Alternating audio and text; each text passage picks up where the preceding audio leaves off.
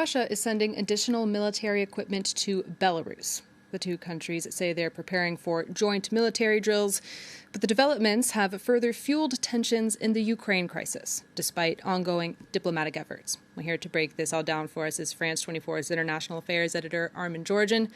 Hi, Armin. Hi. What's the latest regarding Russia's troop movements and military deployments in Belarus?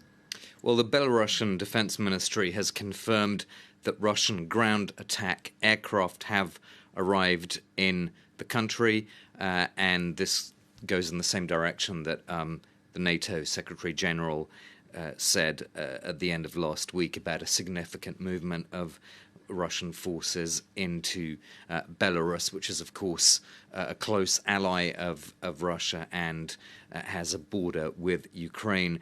In terms of developments in Ukraine itself today, one thing which I found interesting just looking around was one Russian medium, the MKRU portal, which says that Ukrainian armed forces have begun a massive artillery bombardment of Donetsk, going on to say the main city, going on to say the residents in Donetsk have not experienced anything like this for a long time.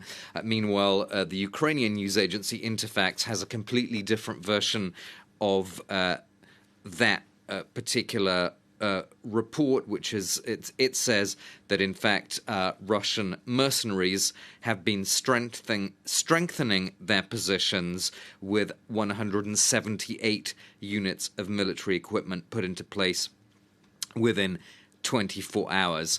I do wonder whether this is simply the continuation of the existing battles of narratives between, as it were, pro-Russian forces and the Ukrainian government, or whether this is actually the start of something new, as I've seen some analysts speculate on Twitter, whether this could actually be the sort of event that Western officials have warned about as being a possible thing that is then used as a justification for a Russian incursion, as in, they're attacking us, so we have to defend ourselves. It's too early to say, but it's certainly a space worth watching. So there is this report in one Russian media that has a completely different version, of course, in Ukrainian media. So that's something to keep an eye on. Yeah, something to keep an eye on, indeed. And let's look ahead now to some of the ongoing diplomatic efforts to diffuse tensions here. French President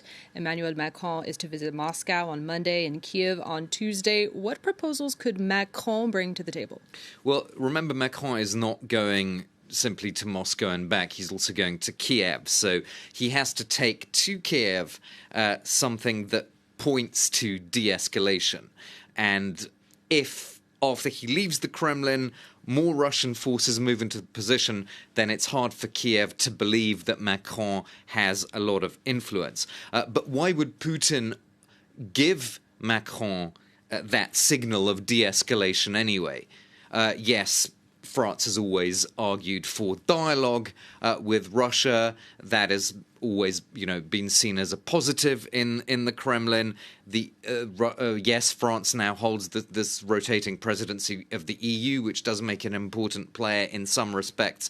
But the overall questions about security, disarmament, transparency mechanisms, all those things will ultimately have to be negotiated between Moscow and NATO and the United States.